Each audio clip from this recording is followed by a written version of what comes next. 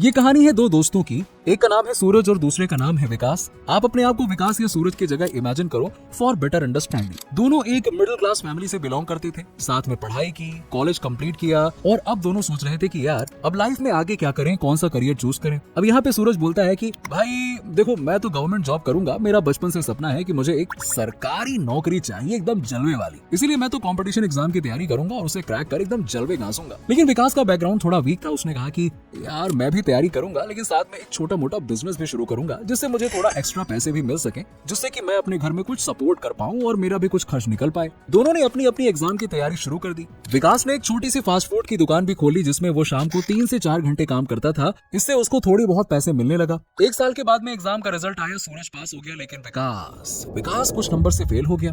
दोनों को बहुत दुख हुआ कि यार काश हम दोनों पास हो जाते तो लाइफ बेस्ट होती और साथ ही कहीं जॉब करते। अब लेकिन जो होना था सो तो हो गया, उसको बदला नहीं जा सकता था। लाइफ आगे बढ़ी और दोनों अपनी अपनी लाइफ में बिजी हो गए। 3 साल के बाद सूरज 30,000 सैलरी की सरकारी जॉब कर रहा था और विकास अपने बिजनेस से भी अच्छे खासे पैसे कमा रहा था। जब हम किसी काम को 3 से 4 साल करते हैं तो हमारे दिमाग में उस काम को लेकर कई नए आइडियाज आने लगते हैं और धीरे धीरे उस फील्ड की भी अच्छी पकड़ होने लगती है। और ऐसे ही विकास के साथ भी हुआ। वो कई लोगों का फेवरेट बन चुका था क्योंकि वो पिछले 3 साल से फास्ट फूड बेच रहा था।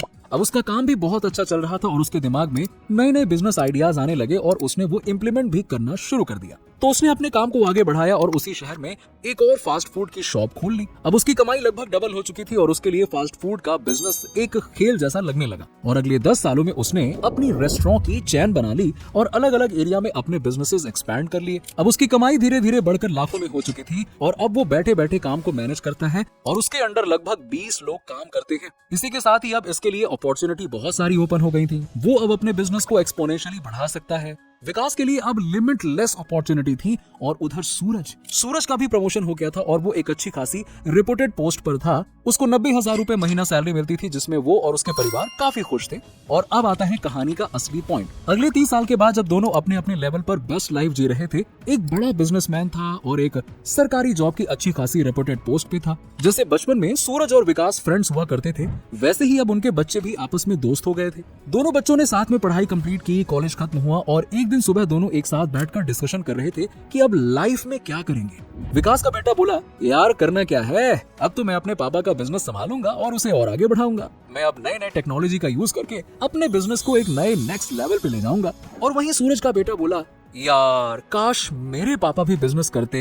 ध्यान से सुनो इस लाइन को, काश मेरे पापा भी बिजनेस करते।